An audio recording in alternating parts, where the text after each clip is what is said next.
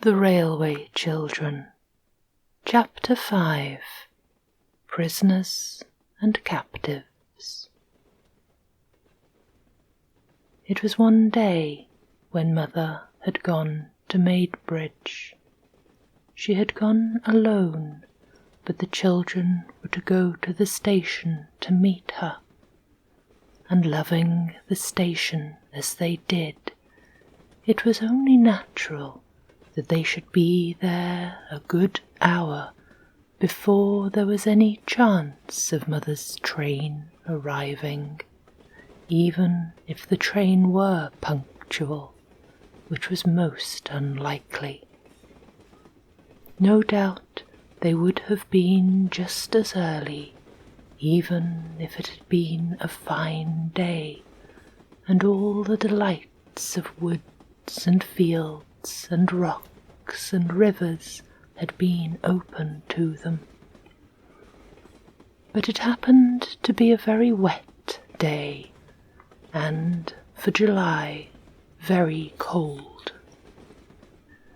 There was a wild wind that drove flocks of dark purple clouds across the sky, like herds of dream elephants, as Phyllis said, and the rain stung sharply, so that the way to the station was finished at a run. Then the rain fell faster and harder, and beat slantwise against the windows of the booking office, and of the chill place that had general waiting room on its door. "It's like being in a besieged castle," Phyllis said. "Look at the arrows of the foe striking against the battlements." "It's much more like a great garden squirt," said Peter. They decided to wait on the up side, for the down platform looked very wet indeed, and the rain was driving right into the little bleak shelter where down passengers have to wait for their trains. The hour would be full of incident and interest, for there would be 2 up trains and 1 down to look at before the one that should bring Mother back. "Perhaps it'll have stopped raining by then," said Bobby. "Anyhow, I'm glad I bought Mother's waterproof and umbrella." They went into the desert spot labelled General Waiting Room, and the time passed pleasantly enough in a game of advertisements. You know the game, of course. It is something like Dumb Crambo. The players take it in turns to go out, and then come back and look as like some advertisement they can, and the others have to guess what advertisement it is meant to be. Bobby came in and sat down under Mother's umbrella and made a sharp face, and everyone knew she was the fox who sits under the umbrella in the advertisement. Phyllis tried to make a magic carpet out of Mother's waterproof, but it would not stand out stiff and raft-like as a magic carpet should, and nobody could guess it. Everyone thought Peter was carrying things a little too far when he blacked his face all over with coal dust and struck a spidery attitude, and he said he was the blot that advertises somebody's blue-black writing fluid. It was Phyllis's turn again, and she was trying to look like the Sphinx that advertises what's-his-name's personally conducted tours up the Nile, when the sharp ting of the signal announced the up train. The children rushed out to see it pass. On its engine were the particular driver and fireman, who were now numbered among the children's dearest friends.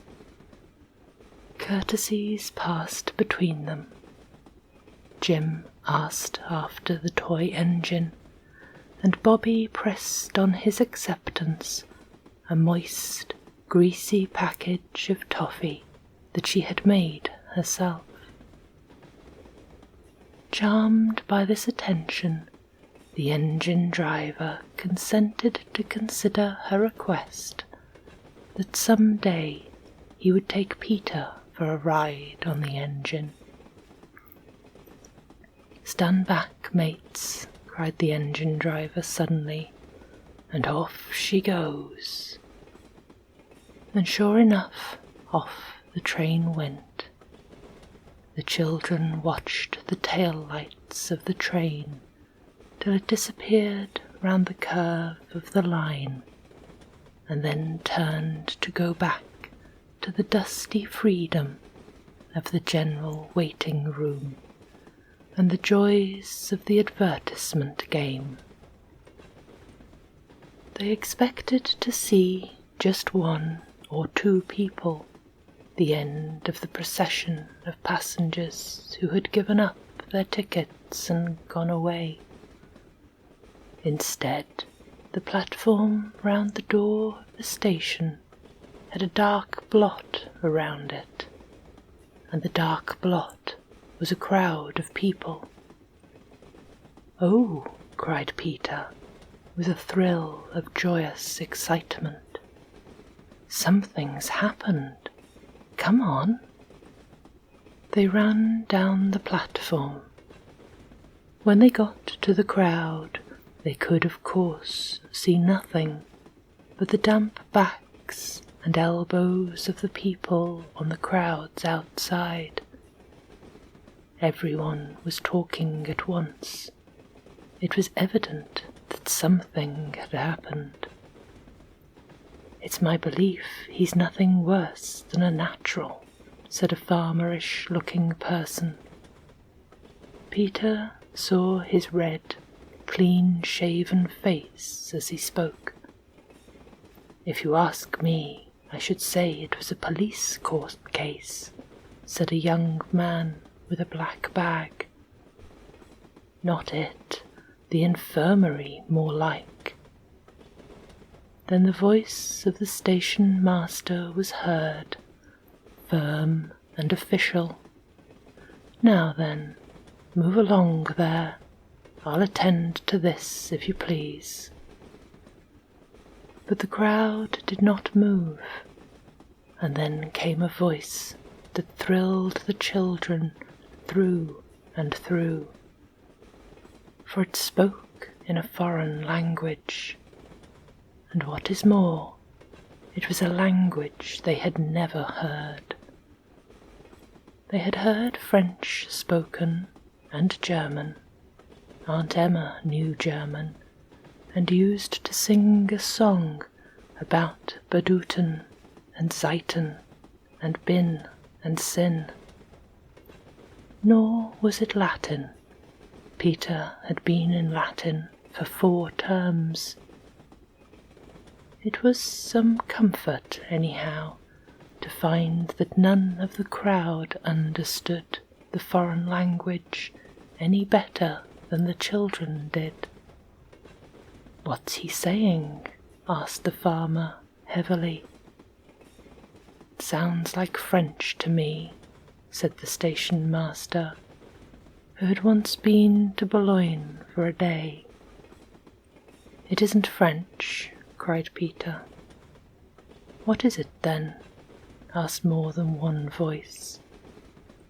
The crowd fell back a little to see who had spoken, and Peter pressed forward, so that when the crowd closed up again, he was in the front rank. "I don't know what it is," said Peter, "but it isn't French, I know that." Then he saw what it was that the crowd had for its centre. It was a man, the man, Peter did not doubt, who had spoken in that strange tongue. A man with long hair and wild eyes, and shabby clothes of a cut Peter had not seen before. A man whose hands and lips trembled, and who spoke again as his eyes fell on Peter. "No, it's not French," said Peter. "Try him with French if you know so much of it," said the farmer man. "Parlez-vous français?" began Peter boldly, and the next moment the crowd recoiled again, for the man with the wild eyes had left leaning against the wall, had sprung forward and caught Peter's hands, and begun to pour forth a flood of words which, though he could not understand a word of them, Peter knew the sound of. "There," he said, and turned, his hands still clasped in the hands of the strange, shabby figure, to throw a glance of triumph at the crowd. "There, that's French." "What does he say?"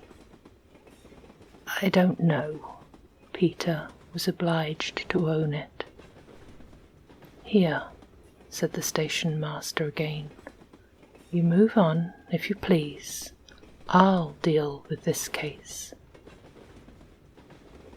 A few of the more timid and less inquisitive travellers moved slowly and reluctantly away, and Phyllis and Bobby got near to Peter.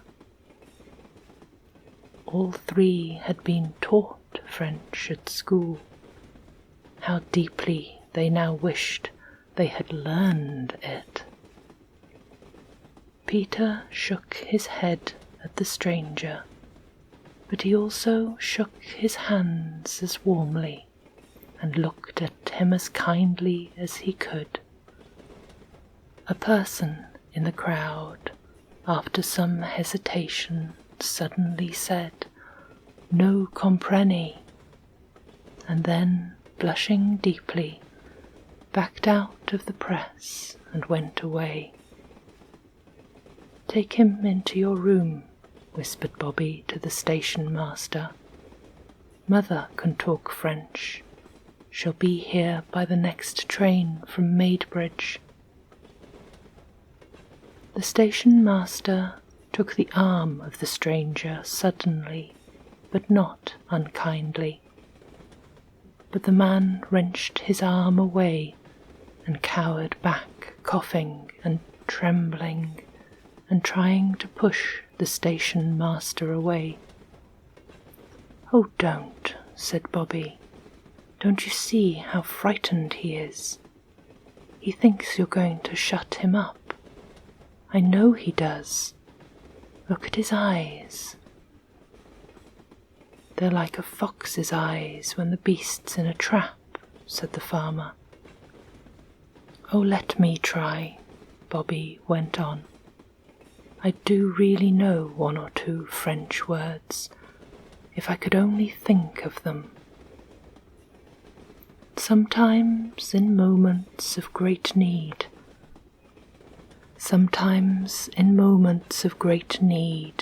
we can do wonderful things, things that in ordinary life we could hardly even dream of doing."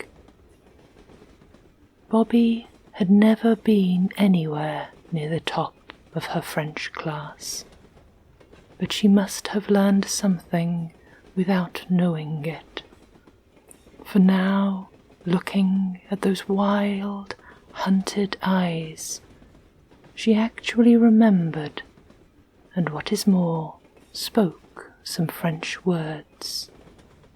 She said, "Vous attendre, ma mère parle français. Nous..."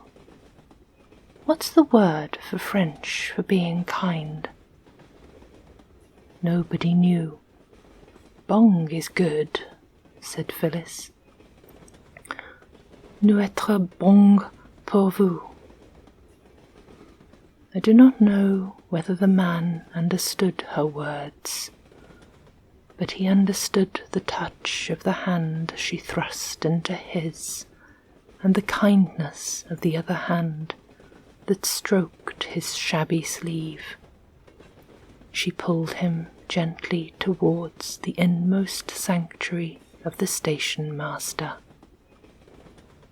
The other children followed, and the station master shut the door in the face of the crowd, which stood a little while in the booking office, talking and looking at the fast-closed yellow door, and then, by ones and twos, it went away, grumbling. Inside the station master's room, Bobby still held the stranger's hand and stroked his sleeve. "Here's a go," said the station master. "No ticket. Doesn't even know where he wants to go. I'm not sure now, but what I ought to send for the police." "Oh, don't," all the children pleaded at once. And suddenly Bobby got between the others and the stranger, for she had seen that he was crying. By a most unusual piece of good fortune, she had a handkerchief in her pocket. By a still more uncommon accident, the handkerchief was moderately clean. Standing in front of the stranger, she got out the handkerchief and passed it to him, so that the others did not see. "Wait till Mother comes," Phyllis was saying. "She does speak French beautifully. You'd just love to hear her." "I'm sure he hasn't done anything like you're sent to prison for," said Peter. "Looks like without visible means to me," said the station master. "Well, I don't mind giving him the benefit of the doubt till your mother comes. I should like to know what nation's got the credit of him, that I should." Then Peter had an idea. He pulled an envelope out of his pocket and showed that it was half full of foreign stamps. "Look here, let's show him these." Bobby looked and saw that the stranger had dried his eyes with her handkerchief, so she said, "All right." They showed him an Italian stamp and pointed from him to it and back again, and made the signs of questions with their eyebrows. He shook his head. They showed him a Norwegian stamp, the common blue kind it was, and again he said no. They showed him a Spanish one, and at that he took the envelope from Peter's hand and searched among the stamps with a hand that trembled. The hand that he reached out at last with a gesture as of one answering a question contained a Russian stamp. "He's Russian," cried Peter, "or else he's like the man who was, in Kipling, you know." The train from Maidbridge was signalled. "I'll stay with him till you bring Mother in," said Bobby. "You're not afraid, Missy?" "Oh, no," said Bobby, looking at the stranger as she might have looked at a strange dog of doubtful temper. You wouldn't hurt me, would you?" She smiled at him, and he smiled back, a queer, crooked smile. And then he coughed again, and the heavy rattling swish of the incoming train swept past, and the station master and Peter and Phyllis went out to meet it. Bobby was still holding the stranger's hand when they came back with Mother. The Russian rose and bowed very ceremoniously. Then Mother spoke in French, and he replied, haltingly at first, but presently in longer and longer sentences. The children, watching his face and Mother's, knew that he was telling her things that made her angry and pitying, and sorry and indignant all at once. "Well, Mum, what's it all about?" said the station master. The station master could not contain his curiosity any longer. "Oh," said Mother, "it's all right. He's a Russian, and he's lost his ticket, and I'm afraid he's very ill. If you don't mind, I'll take him home with me now. He's really quite worn out. I'll run down and tell you all about him tomorrow." "I hope you won't find you're taking home a frozen viper," said the station master doubtfully. "Oh no," said Mother brightly, and she smiled. "I'm quite sure he's not. Why, he's a great man in his own country, writes books, beautiful books. I've read some of them, but I'll tell you all about it tomorrow." She spoke again in French to the Russian, and everyone could see the surprise and pleasure and gratitude in his eyes. He got up and politely bowed to the station master, and offered his arm most ceremoniously to Mother. She took it, but anyone could have seen that she was helping him along, not her. "You girls run home and light a fire in the sitting room," Mother said, "and Peter had better go for the doctor." But it was Bobby who went for the doctor. "I hate to tell you," she said breathlessly, when she came upon him in his shirt sleeves, weeding his pansy bed, "but Mother's got a very shabby Russian, and I'm sure he'll have to belong to your club. I'm certain he hasn't got any money. We found him at the station." "Found him? Was he lost then?" asked the doctor, reaching for his coat. "Yes," said Bobby unexpectedly. "That's just what he was. He's been telling Mother the sad, sweet story of his life in French, and she said, 'Would you be kind enough to come directly, if you were at home? He has a dreadful cough, and he's been crying.'" The doctor smiled. "Oh, don't, please don't. You wouldn't if you'd seen him. I never saw a man cry before.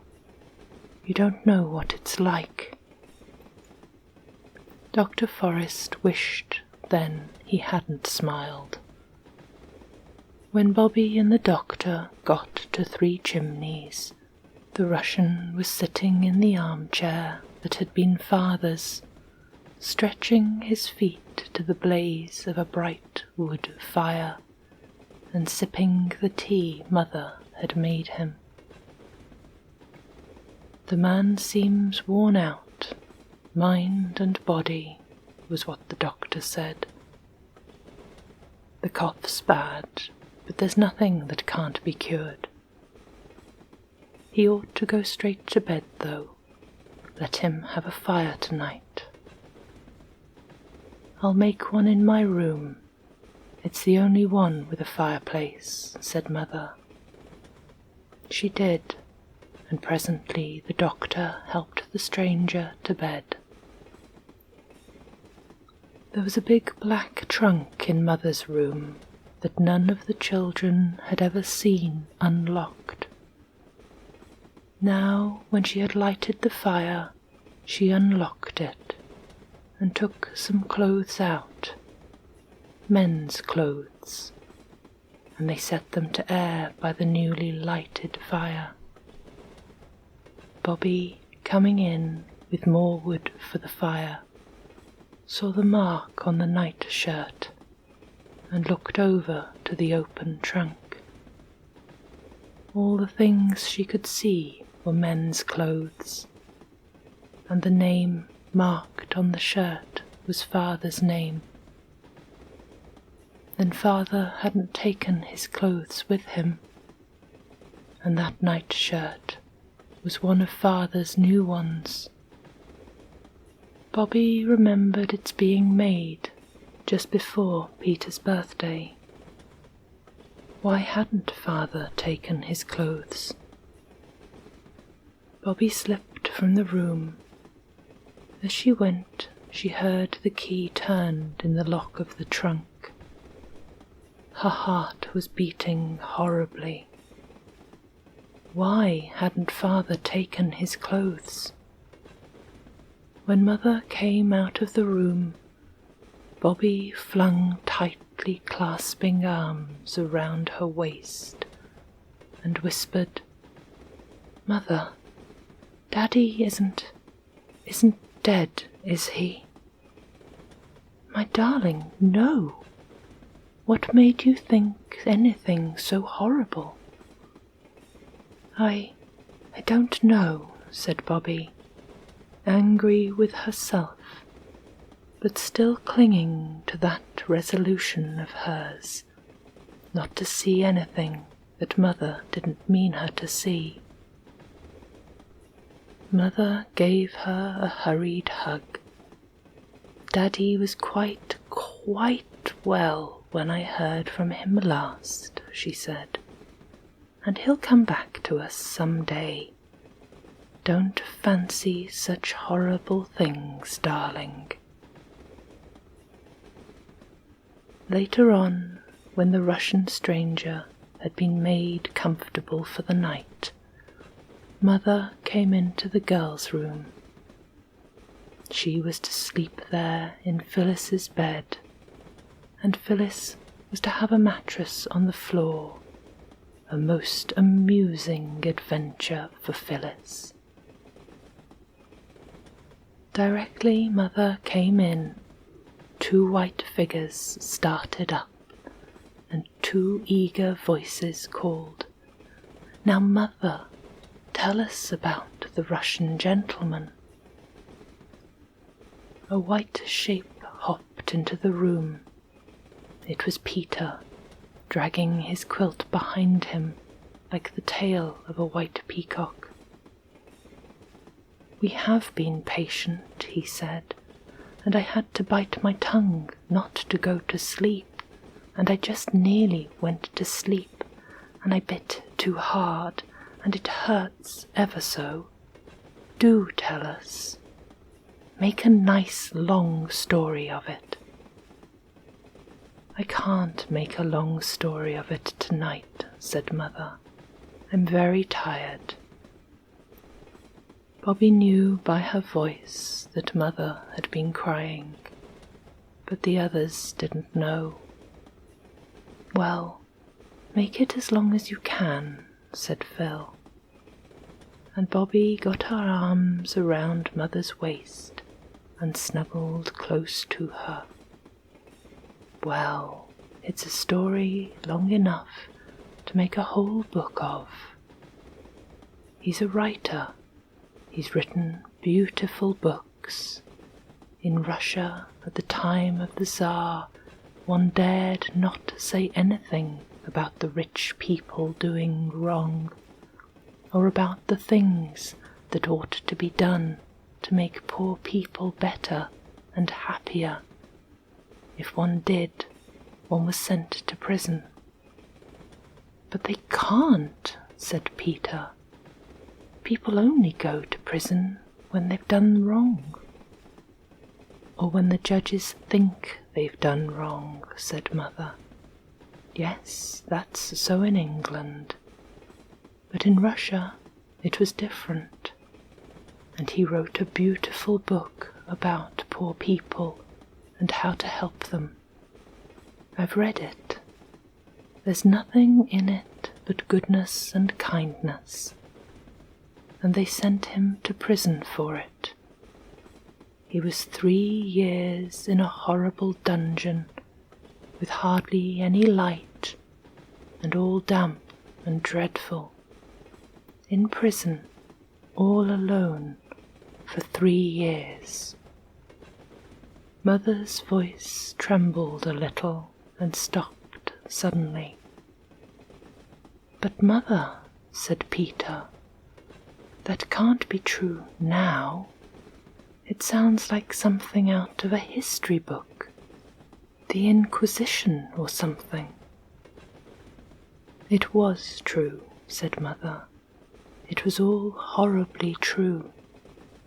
Well, then they took him out and sent him to Siberia, a convict chained to other convicts, wicked men who'd done all sorts of crimes, a long chain of them, and they walked and walked and walked for days and weeks, till he thought they'd never stop walking, and overseers went behind them with whips, yes, whips, to beat them if they got tired.